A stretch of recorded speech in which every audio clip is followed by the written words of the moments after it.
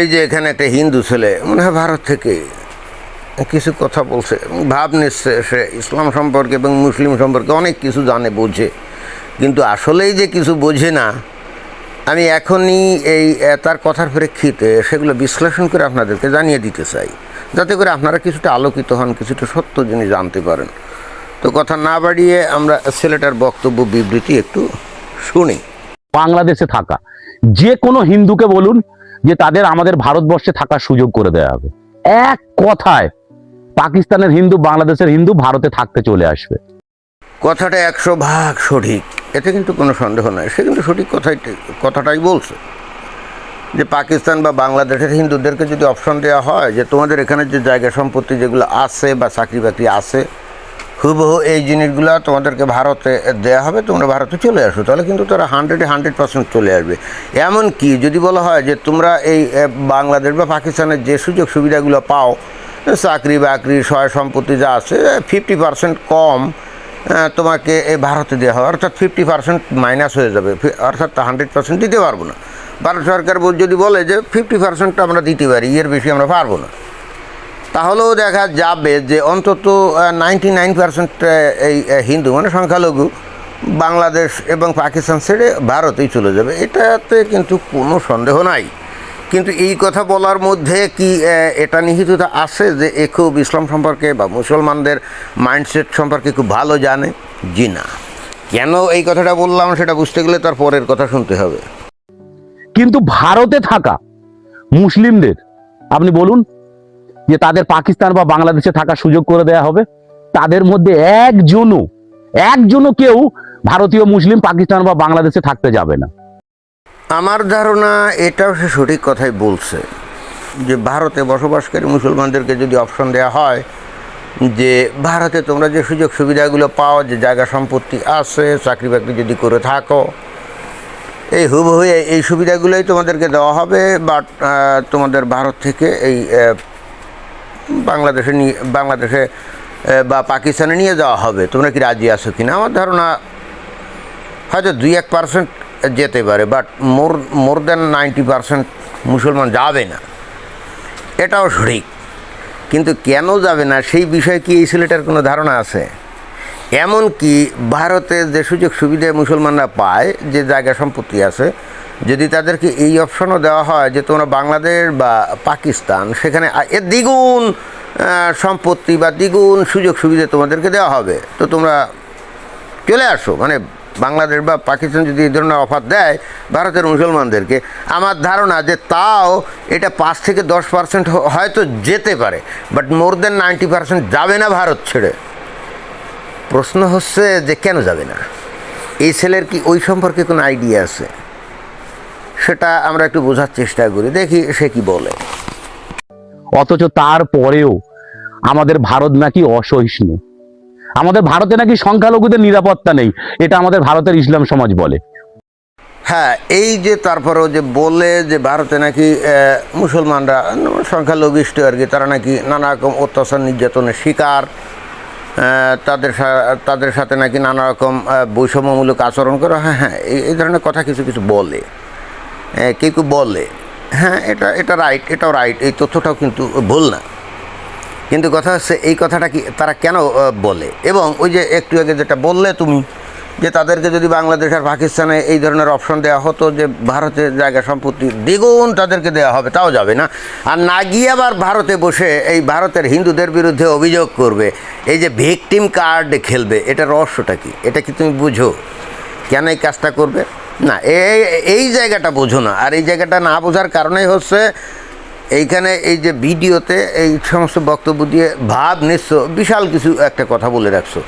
আসলে ঘটনা হচ্ছে এই টোটাল জিনিসটা বুঝতে গেলে তোমাকে বুঝতে হবে যে আসলে ইসলাম জিনিসটা কি, এবং এই মুসলমান আসলে কারা, এবং তারা কী আসলে বিশ্বাস করে, এবং তারা এই যেমন তুমি একজন হিন্দু, এর বোঝাই যা আসছে, তোমার জীবনে কি তোমার ধর্মটা সর্বাধিকার প্রাপ্ত কোনো বিষয় নাকি? অর্থাৎ তুমি কি সব কিছুর উপরে কি তোমার ধর্মকে প্রায়োরিটি দাও? না, হিন্দুরা দাও না। তোমার হয়তো আগে তোমার পরিবার পরিজন, ব্যবসা পাতি, কাজ কাম, পেশা ইত্যাদি ইত্যাদি, এগুলোর পরে হয়তো তুমি তোমার ধর্মকে তোমার জীবনে প্রায়োরিটি দাও। বাট একজন মুসলমানের ক্ষেত্রে কি বিষয়টা এরকম নাকি?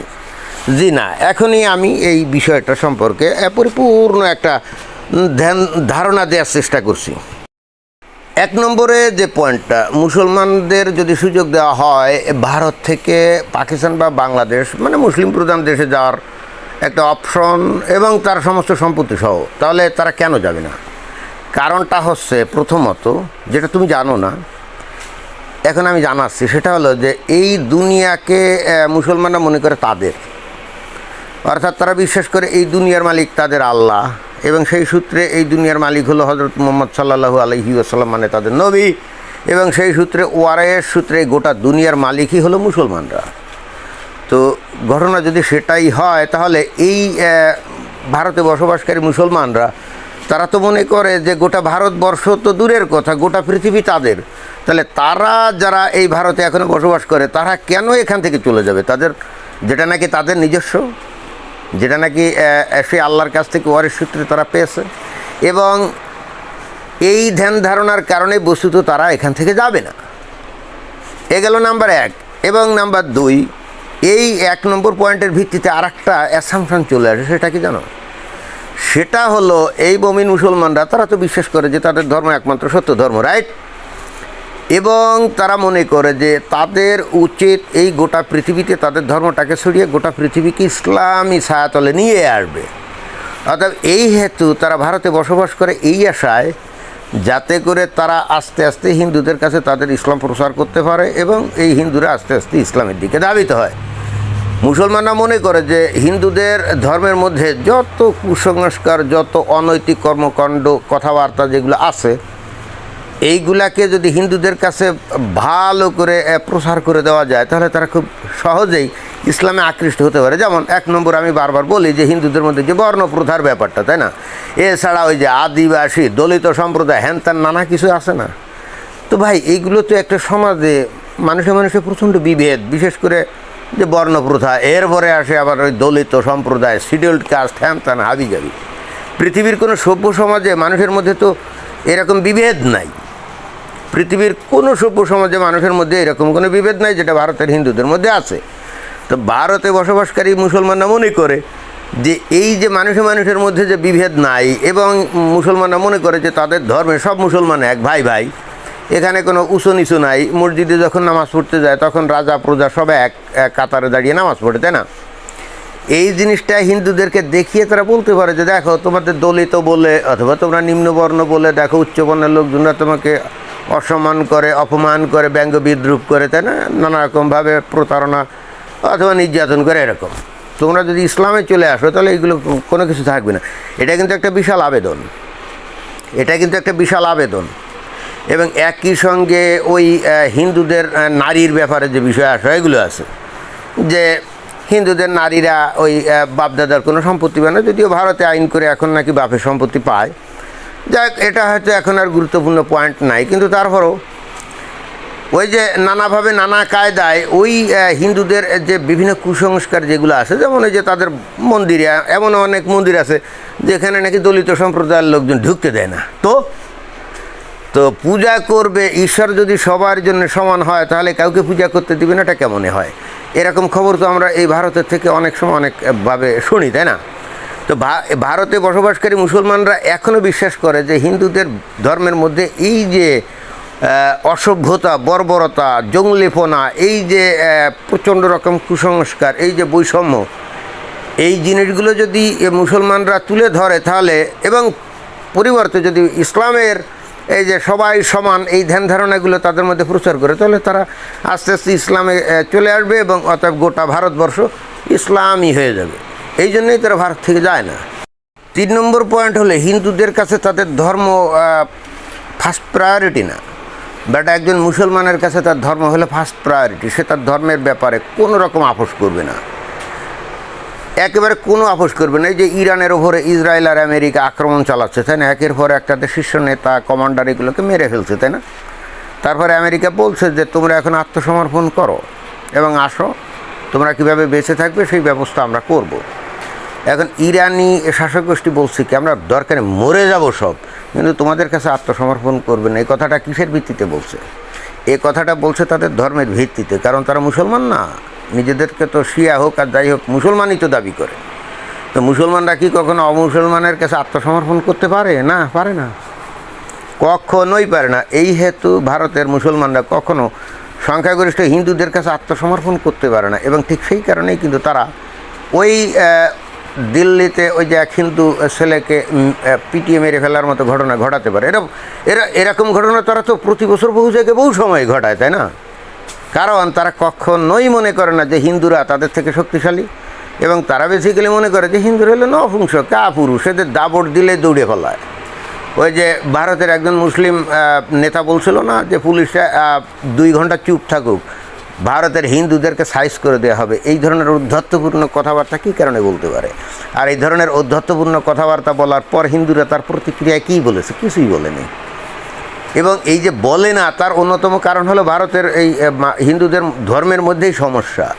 কারণ তারা তো এক না, তারা তো ওই ধর্ম, বর্ণ, গোত্র এবং ধর্মীয় যে বিভিন্ন ধ্যান ধারণা আছে এর ভিত্তিতে এত বহুধা বিভক্ত যে তারা আসলে ইউনাইটেড হয় না। ফলে এদেরকে উল্টাপাল্টা নানা রকম কথাবার্তা দিয়ে কিন্তু ঠিকই বিভ্রান্ত করা যায়। এখন প্রশ্ন হচ্ছে, তাহলে সমাধান কি? সমাধান হচ্ছে হিন্দুদেরকে প্রথমে ইউনিফাইড একটা ধর্ম তৈরি করতে হবে, অর্থাৎ ওই হিন্দুদেরই ধর্ম, ওর অনেক কিছু বাচ্চা দিয়ে সংস্কার করে একটা ইউনিফাইড একটা ধর্মীয় আদর্শ আনতে হবে, এবং যেটা নাকি সবাই অনুসরণ করবে। আর যেটা করতে হবে সেটা তো আমি বারবার বলি যে এই যে বর্ণবাদী প্রথা, এটাকে একেবারে সরকারিভাবে একেবারে পুরোপুরি নিশ্চিহ্ন করে দিয়ে আইন করে দিতে হবে যে এখন থেকে কেউ উচ্চবর্ণ, কেউ নিচবর্ণ, কেউ দলিত বা কেউ অদলিত, এসব নাই। এটা করতে হবে, বাঁচতে গেলে ভাই তোমাদেরকে করতে হবে। ভারত এখন মোটামুটি একটা ভালো ফরম্যাটে আছে এই যে বিশ্ব দরবারে। এখন ভারত যদি নিজেকে আরও সামনের দিকে এগিয়ে নিতে চায়, বিশ্ব সুপার পাওয়ার হিসেবে সামনের দিকে এগোতে চায়, তার নিজের মানুষদের মধ্যে এরকম বিভক্তি থাকবে, এটা গোটা পৃথিবী মেনে নিবে না। অর্থাৎ এগুলো কিন্তু তাদেরকে করতে হবে। এখন কারো হয়তো আমার কথা ভালো লাগলো না, বাট আমি কিন্তু সত্য কথা বলছি যে এটা যদি তোমরা না করো, ভারত কিন্তু কোনোদিন বিশ্ব দরবারে কোনো কিছুই হয়ে দাঁড়াবে না। ওই মাঝে মাঝে স্যাটাং কথা হয়তো এটা ওটা, এই পর্যন্তই, কিন্তু এর বাইরে আর কিছু না। 3 নম্বর হচ্ছে তোমাদের উচিত তোমাদের গণতন্ত্র এবং বাক স্বাধীনতার সুযোগে ইসলাম ধর্ম সম্পর্কে কিছু লোকদেরকে ট্রেনিং দেওয়া, এবং ইসলাম ধর্মের মধ্যে যত অবৈজ্ঞানিক ব্যাপার আছে, যত অমানবিক ব্যাপার আছে, যত অসত্য কথা আছে, হিস্ট্রিক্যাল মিস্টেক আছে, এরর আছে, এইগুলাকে তুলে ধরতে হবে। তোমাদের হিন্দুদের মধ্যে তোমরা তো ক্রিকেটের পিছনে কোটি কোটি হাজার কোটি টাকা খরচ করো, তাই না? ফাত্রামি করো আর কি। মানে আমি জানি না যে ওর পিছনে হাজার টাকা খরচ করে তো আউটপুটটা কী। আচ্ছা ঠিক আছে, বিনোদন ভালো আউটপুট, ইটস ওকে, বাট তোমাদের দেশ ও জাতিকে রক্ষা করতে গেলে ক্রিকেটকে রক্ষা করার থেকে আরও গুরুত্বপূর্ণ ব্যাপার হলো তোমাদের দেশে যে আদর্শগুলো তোমাদের দেশ ধ্বংস করার জন্য উদ্ধত, ওই আদর্শকে আদর্শ দিয়েই মোকাবেলা করতে হবে। যে একজন হিন্দুকে ওই পিটিয়ে মেরে ফেলছে বলে তোমরা বুলডোজার নিয়ে গেলে বাড়িঘর ভেঙে দিলে বা সেই মুসলমানদের ধরে পিটিয়ে মারলে, জি না। আদর্শ, মুসলমানরা যে কাজটা করে তারা তো আদর্শের ভিত্তিতে করে, তাই না? আদর্শকে কখনো ফোর্স অ্যাপ্লাই করে দমানো যায় না, বরং ওই আদর্শ আর শক্তিশালী হয়। আদর্শকে কাউন্টার অ্যাটাক করে, কাউন্টার আদর্শ দিয়ে, অথবা যে আদর্শর এগেনস্টে যুদ্ধ হচ্ছে ওই আদর্শের ভিতরকার দোষ ত্রুটিগুলো, মানে অসারতা, এগুলো তুলে ধরতে হবে। এইগুলো যদি তোমরা গণতান্ত্রিক সুযোগ সুবিধা, বাক স্বাধীনতার সুযোগে যদি গ্রহণ না করো, তোরা যদি শুধুই মাত্র বলিউডে ওই সিনেমার নায়িকাদের পিছনে লোলুপ দৃষ্টিতে তাকায় জীবন পার করো, আর এই 2-4 জন ক্রিকেটার কি 2-1 বাড়ি ধরে দিল সেইটা নিয়ে সারাক্ষণ আলাপ আলোচনা করো, তোমাদের কপালে কিন্তু ঠাড়া।